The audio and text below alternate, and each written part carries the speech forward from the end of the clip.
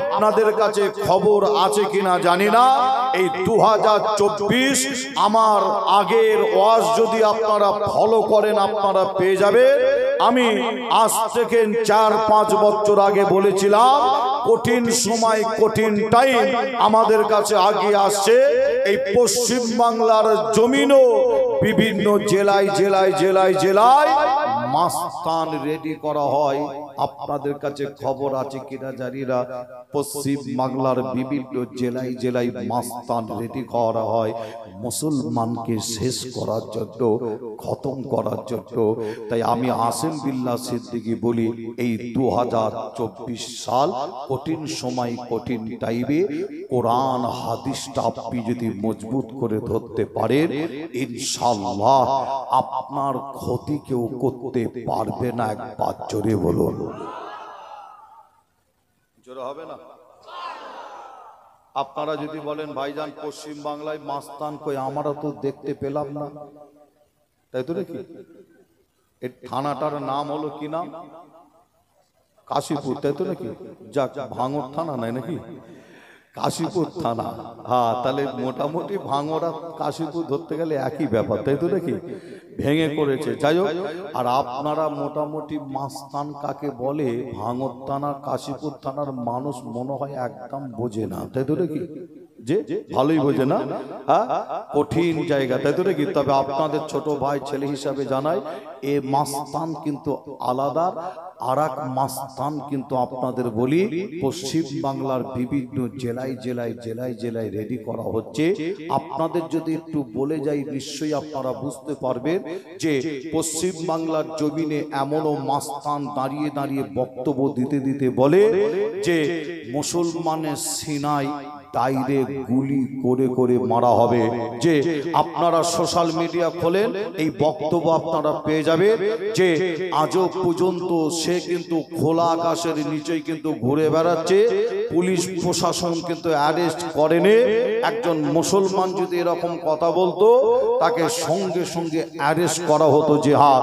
তবে আপনাদের ছোট ভাই ছেলে হিসাবে আপনাদের জানাই, এই 2024 সালে যে কোনো একটা রাজনৈতিক দলের আপনার রাজনৈতিক দলের একটা মিটিং হয়, আর সেই মিটিংয়ে আপনার যে কোনো একজন নেতা বক্তব্য দিতে দিতে বলে এই 2024 সালে তার একটা মিশন চালাতে চাই। কি মিশন? যে কোন এক রাজনৈতিক নেতা বক্তব্য দিতে দিতে বলে 2024 সালে তার একটা মিশন চালাতে চাই। কি? এই 2024 সালে এত লক্ষ মুসলমানকে গণহত্যা করা হবে। সারা ভারতবর্ষের জুড়ে মুসলমানকে গণহত্যা করতে চাই, তারা মিশন চালাতে চায়। আপনাদের পেপারটার নাম বলে দিয়ে যায়, পেপারটা আপনারা যে খুঁজলে আপনারা পেয়ে যাবেন।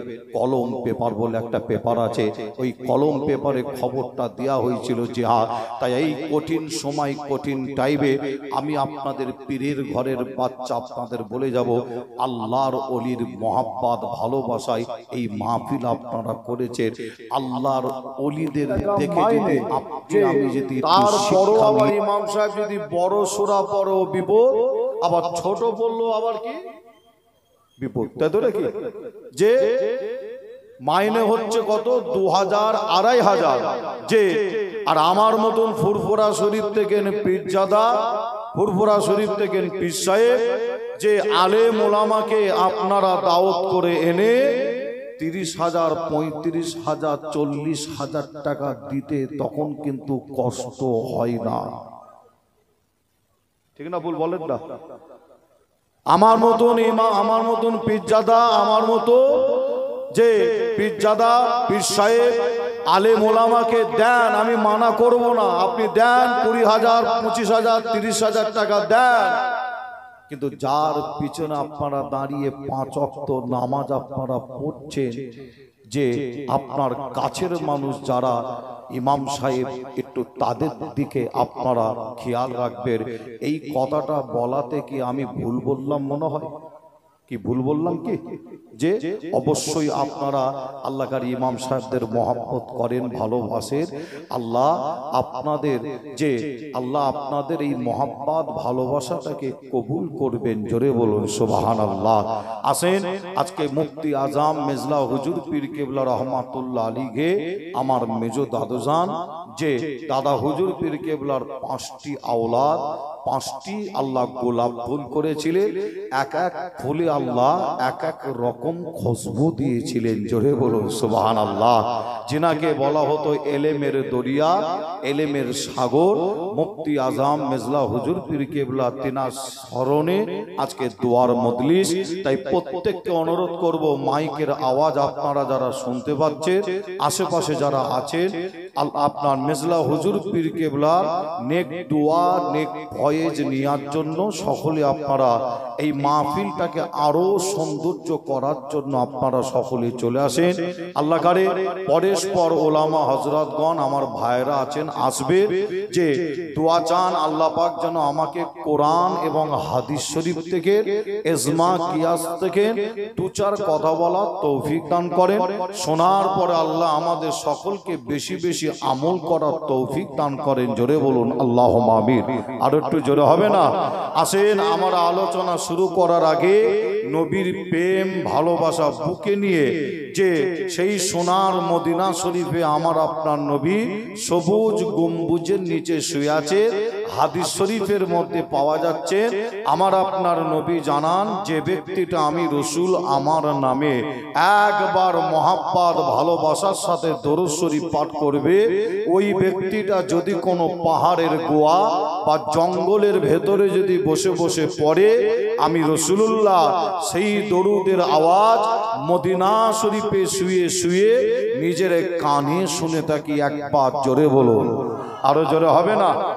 হযরতে আবু বকর সিদ্দিক তিনি কিতাবের মধ্যে জানান, আল্লাহ নবীর সাহাবা হযরতে আবু বকর সিদ্দিক তিনি জানান, আমার আপনার নবীর মহব্বত ভালোবাসায় একবার যদি কোনো ব্যক্তি মহব্বতের সাথে ভালোবাসার সাথে একবার যদি দরুদ শরীফ পাঠ করে নেয়, আমার আল্লাহ চাইলে একবার পড়ার ওসিলায়, হযরতে আবু বকর সিদ্দিক হুজুর জানান, একবার পড়ার ওসিলায় আল্লাহ চাইলে কাল কিয়ামতের ময়দানে মাসারে এই দরুদ শরীফের ওসিলায় আল্লাহ তাকে নাজাতের ব্যবস্থা করে দিতে পারে। আসেন, সেই নবীর প্রেম ভালোবাসা বুকে দিয়ে আলোচনার আগে সকলে মিলে একটু মহাব্বত ভালোবাসা জোরে আওয়াজের সাথে একবার দরুদ শরীফ পড়ি। দরুদ শরীফ আল্লাহুম্মা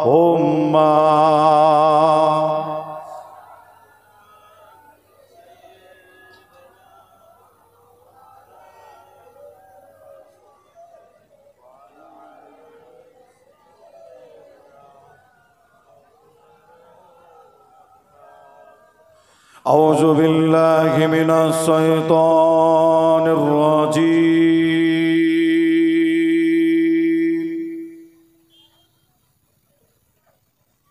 বিসমিল্লাহির রহমানির রহিম।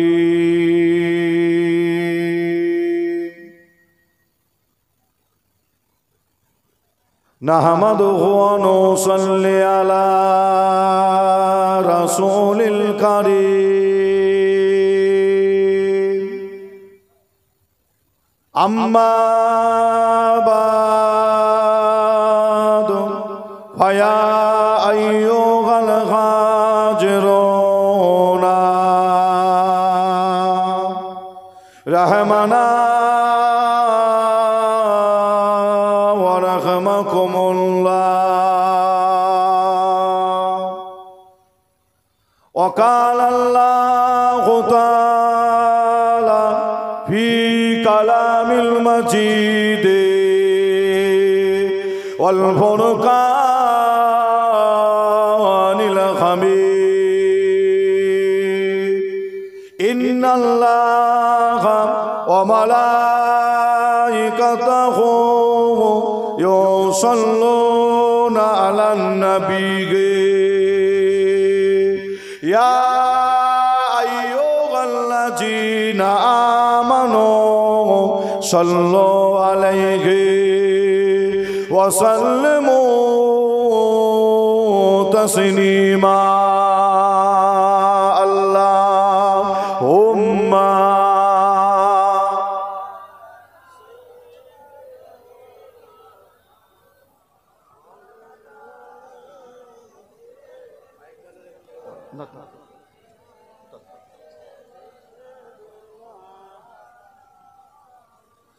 मेरे आँखों के पुतली में जलवा के मोहम्मद का, मेरे दिल के आईना में नक्शा के मोहम्मद का। कोई जन्नत में जाएगा, कोई दो जोखों में पहुँचेगा। मदीने की तरफ दौड़ेगा दीवाना मोहम्मद का। अल्लाहुम्मा सल्ले अला।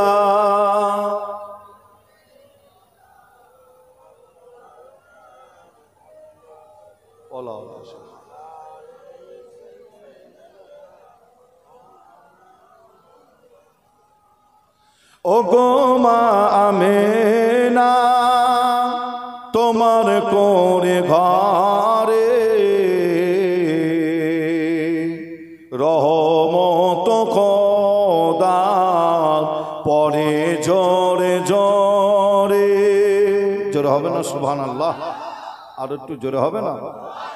ও গো মা আমেনা তোমার কোরে ঘরে রহমত খোদার পরে ঝরে ঝরে। সাহাবী চমন চুমে ধন্য গোলাপ, নামটি তাহার মাখা মোহাম্মদ রাসূল। আব্বার মা যা দেখতে নবীজি আম্মা জান সাথে, আম্মা যে বিদায় নিলে ফিরে আসার পথে। আব্বার মা যা দেখতে নবীজি আম্মা জান সাথে, আম্মা যে বিদায় নিলে ফিরে আসার পথে। আব্বা আম্মা বিদায় নিলে আল্লাহরি দরবারে রহমত খোদার পরে ঝরে ঝরে। আল্লাহুম্মা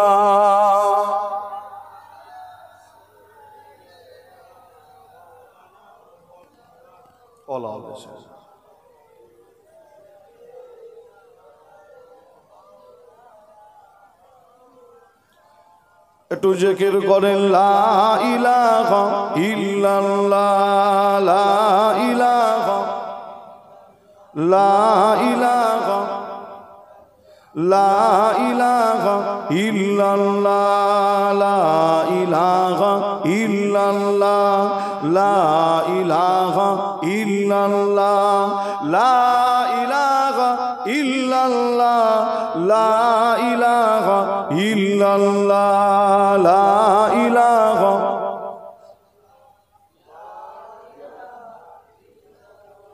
লা ইলাহা ইল্লাল্লাহ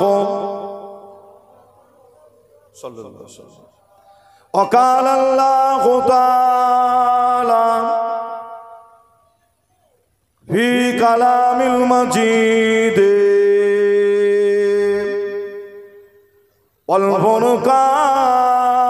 والفرقان الحميد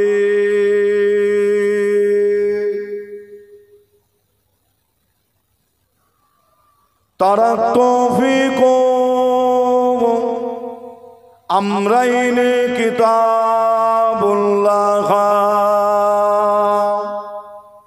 وسنة रसूल।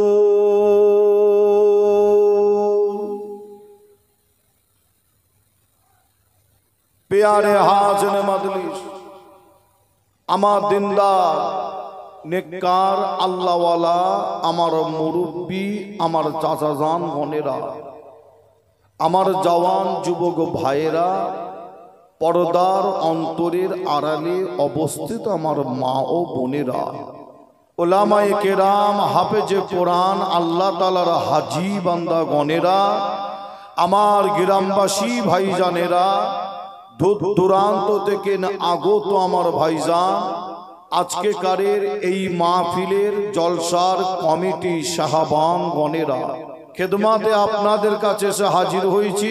সেই ফুরফুরা দরবার শরীফ থেকে আমি গুনাহগার আসিম বিল্লাহ সিদ্দিকী, আপনাদেরই ছোট ভাই, ছোট ছেলে হিসাবে আজ আপনাদের এই গ্রামে, আপনাদের পাড়ায়, আপনাদের এলাকায়, আপনাদের বাজারে, আপনাদের জলসা মাহফিলে এসে সর্বপ্রথমে আলোচনা শুরু করার আগে আমার নবী পাকের একটা ছোট্ট হাদিস আপনাদের কাছে বলেছি। নিশ্চয়ই আমার জবান থেকে, মুখ থেকে হাদিস শরীফটি আপনারা শুনেছেন। যদি কোনো ভাই, যদি কোনো চাচা, আমার যদি কোনো মা বোন বলেন হাদিস শরীফটি আমি শুনিনি, আর একবার বলেন, আমরা শুনতে চাই যে, তবে হাদিস শরীফটি বলার আগে আমি আপনাদের জানাই, হাদিস শরীফের মধ্যে পাওয়া যাচ্ছে আমার আপনার নবীর দুটো চোখ ভরা পানি। আমার আপনার নবী কাঁদছেন, আমার আপনার নবী একা কাঁদছেন যে না, আল্লাহ নবীর সাথে কিছু কম বেশি 2 লক্ষ সাহাবা হুজুর তারাও কাঁদছেন। কিছু কম বেশি 2 লক্ষ সাহাবা হুজুর, আল্লাহ নবীও কাঁদেন, 2 লক্ষ সাহাবা হুজুর কিছু কম বেশি তারাও কাঁদেন। আমার আপনার নবী কেঁদে কেঁদে বললেন, বাবা সাহাবারা সবর করো, সবর করো, সবর করো। আমার নবী কিছু বলতে চাইছেন, সাহাবা হুজুরদের বললেন সবর করো, সবর করো, সবর করো। সাহাবা হুজুররা সবর করলে আল্লাহ নবী দুটো চোখ ভরা পানি নিয়ে আমার আপনার নবী কেঁদে কেঁদে সাহাবা হুজুরদের সামনে আমার নবী বলছেন কি, আমি নবী, আমার এখানটায় আর আসা হবে কিনা আমি নবী আমার আর জানা নাই। তার মানে আমার নবী যে জায়গাটায় দাঁড়িয়ে দাঁড়িয়ে বক্তব্য দিচ্ছেন, আমার নবী বলছেন সাহাবা হুজুরদের কি, আমি নবী, আমার এখানে আসা হবে কিনা জানি না, তবে আমি নবী, আমার আর বলা হবে কিনা জানি না। আমার নবী বলছেন আমার আর বলা হবে কিনা জানি না, তবে আমি নবী, তোমাদের জন্য, তাম পৃথিবীর মুসলমানের জন্য আমি নবী দুটো জিনিসকে আমি আমানত হিসাবে রেখে যাচ্ছি। আর আমার পরে ওই দুটো জিনিসকে যদি তোমরা মজবুত করে ধরতে পারো, তোমাদের কেউ গুমরাও করতে পারবে না, আর তোমাদের কেউ ক্ষতিও করতে পারবে না। একবার জোরে বলুন সুবহানাল্লাহ। আরো জোরে হবে না? আমার আপনার নবী চোখ ভরা পানি লে কেঁদে কেঁদে আল্লাহর নবী বলছেন, তারাক্তু ফিকুম আমরাইনে কিতাবুল্লাহ ও সুন্নাতে রাসূল। আমার নবী বলছেন দুটো জিনিস আমানত রেখে গেলাম। নাম্বার 1 হলো কোরআন, নাম্বার 2 হলো হাদিস। আর এই দুটো জিনিসকে আমার পরে যারা মজবুত করে ধরবে, এদের তো কেউ গোমরাও করতে পারবে না আর ক্ষতিও করতে পারবে না। আর একবার জোরে বলুন, জোরে হবে না? আমি আপনাদের কাছে সর্বপ্রথমে আমার নবী পাকের এই হাদিস শরীফটা বলার কারণটা কি একটু আপনাদের যদি বলি, তাহলে আলোচনাটা শুনতেও আপনাদের অসুবিধা হবে না, আর আলোচনা রাখতেও আমার অসুবিধা হবে না। আপনাদের কাছে সর্বপ্রথমে আমার নবী পাকের হাদিসটা বলার কারণ হচ্ছে একটাই, আপনারা জানেন যে 2024 সাল চলছে, 2024 সাল চলছে। আপনারা প্রত্যেক প্রত্যেকেই জানেন।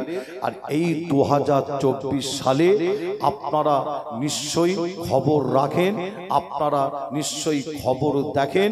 তবে আপনাদের ছোট ভাই ছেলে হিসাবে জানাই, আমি আসিম বিল্লাহ সিদ্দিকী, আমিও যতটা খবর রাখি সেটা হলো কি, এই 2024 সালে সারা পৃথিবী জুড়ে কঠিন একটা প্ল্যান, সারা পৃথিবী জুড়ে কঠিন একটা চক্রান্ত চালানো হয়।